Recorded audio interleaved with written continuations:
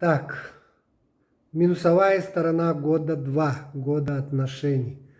Так как это планета Луна, конечно, если у человека будет проживать в минусе, то в этом году у человека будет очень большая депрессивность. У человека будет много сомнений, много двойственности. Человек не будет принимать решения, человек будет все время сомневаться.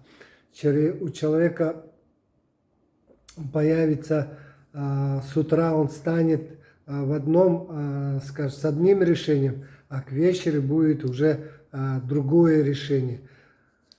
Человека Луна будет тянуть постоянно на какие-то качели, то так, то сяк.